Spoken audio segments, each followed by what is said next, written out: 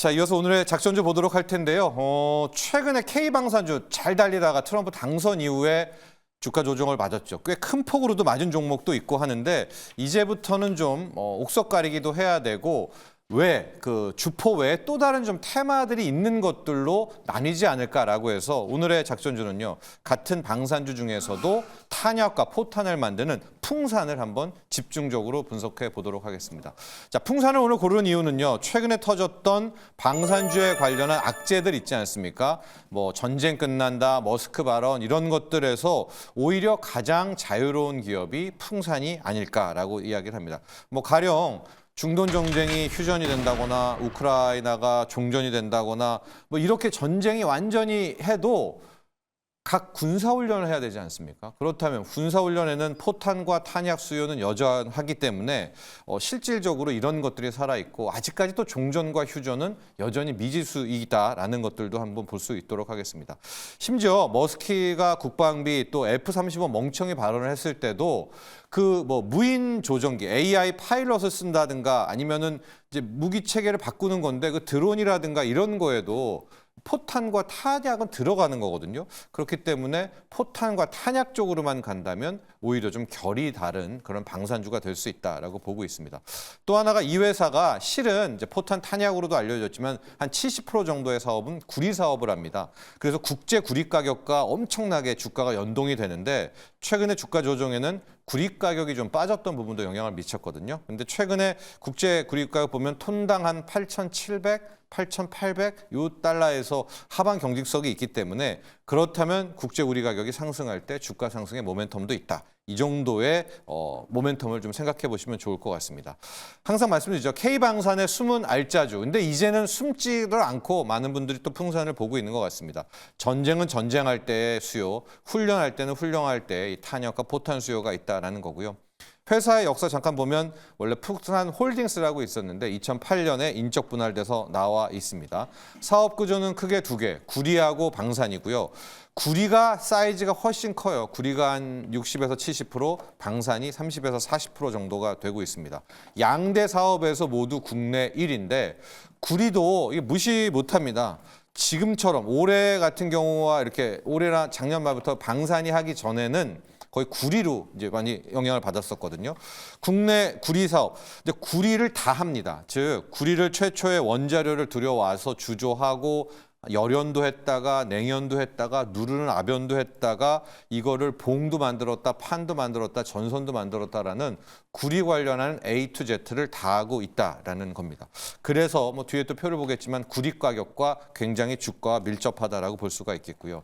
그 다음이 방산 사업인데 뭐 우리가 생각하는 대포나 이런 쪽에서의 포탄이 아니라 모든 무기에 포탄 탄약을 다 합니다. 소구경, 중대구경, 스포츠용, 그다음에 전차에 들어가는 함정에 들어가는 포탄, 또 비행기에서 항공에 들어가는 포탄까지도 다 하고 박경포도 있거든요. 그래서 이 풍산의 무기들 사진이 이제 홈페이지에 가면은 있는데 저게 다입니다. 한번 이제 사진 나와 있으면 우리가 알고 있는 소총에 K2 소총에도 들어가는 그 작은 부터 큰 대형 미사일까지도 함께 만드는 것이 풍산의 무기 사업이다. 이렇게 보면 되겠는데요. 최근에 주가가 74,000원대까지도 승승장구하다가 순간 5만 원으로 거의 25% 넘게 급락을 했었습니다. 왠가 봤더니 첫째 트럼프 당선 이후에 일단 직격탄을 맞았는데 그 언저리에 이스라엘과 레바논 헤즈볼라가 이제 휴전한다라는 거 얘기 나왔었죠.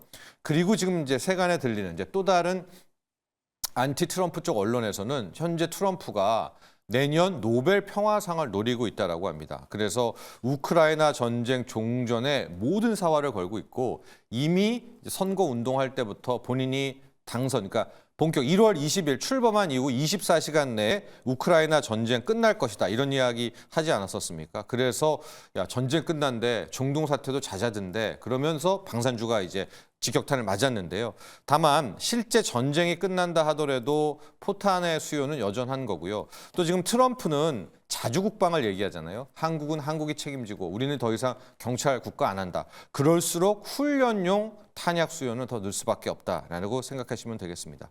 하고 K9 자주포 우리가 팔 때 K9 자주포는 한 번 팔지만은 그 해당 수입한 나라에서는 K9 자주포로 뭐 훈련 같은 거 할 때 포탄은 늘 필요한 건 아니겠습니까? 그런 점들을 한번 봐야 되겠고 또 중동 리스크가 이게 오히려 상당수 전쟁 전문가들은 더 커질 수도 있다는 이야기를 합니다. 왜냐하면 트럼프가 워낙 이스라엘을 편애하고 있기 때문에 우크라이나는 잦아들어도 중동 쪽에서는 오히려 불씨가 더 커질 수가 있다는 점도 또 하나 남아두면 될 것 같아요. 하고 뭐 방산할 때도 저희가 늘 얘기하지만은 방산은 제조업이 아닙니다. 웬만한 마진율, 영업이익률이 20%, 30%에 육박하는 30% 넘는 곳도 있습니다. 거의 서비스업 수준으로 가고 있기 때문에 늘 이런 보호부와 같이 매력이 있다. 이제 두 번째가 머스크 발언이거든요. 이제 트럼프 당선도 있었지만 머스크의 K35 멍청이 발언이 있죠. F35 왜 멍청이? 이게 이제 왜 직격탄이냐면 우리가 지금 K방산이 막 노력해가지고 기존의 무기 체계를 따라왔잖아요. 헬기도 만들고 비행기도 만들고 막 전차도 만들고. 그런데 혹시 이 머스크의 발언이 이제 무기 체계를 바꾸려는 것이 아닌가? 미국이 쭉 선도하다가 그 기술을 우리한테 양도해주고 우리가 따라올 때 자기는 딴 데로 가는 게 아닌가. 이러면서 K방산의 우려가 커졌거든요. 그런데 잘 보셔도 무인 AI가 오건 뭐 드론이 날아가건 또 로봇 개가 가가지고 싸우던 그냥 싸울 수는 없지 않습니까? 여기에도 탄약, 포탄은 이제 필요한 부분이기 때문에 이런 점들이 오히려 풍사는 좀 궤적이 다르다 이렇게 볼 수가 있고요.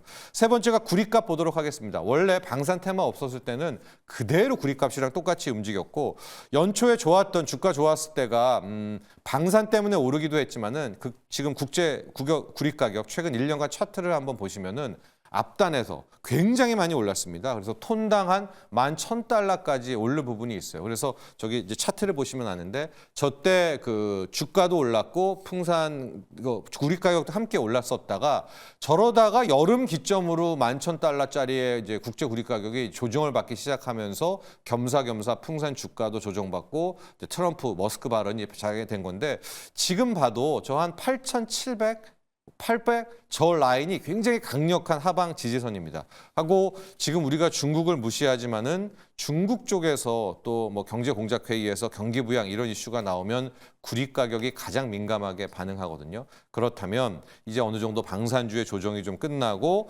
이제 여기저기에 수급 좀 유입되고 중국 쪽에서 경기 부양 이런 이야기가 나올 때는 구리 가격 상승과 또 방산의 악재 해소 이런 두 가지의 상황을 함께 볼 수 있다라고 보면 될 것 같습니다. 자, 종합을 해 보면은 현재 중동 쪽은 휴전은 하고 있지만 오히려 이스라엘의 편에 트럼프 때문에 아주 또 큰 리스크가 있을 수 있다는 거고요. 그다음 머스크의 F35 멍청이 발언, 국방비 삭감 이렇게 해도 훈련을 할 수밖에 없다. 포탄은 살아남을 것이다. 마지막으로 국제 구리 가격 톤당 한 8,700 하방 경직성을 보이고 있다는 점에서 오늘의 작전주로 풍산이라는 국방 이 K 방산주를 집중 분석해 봤습니다.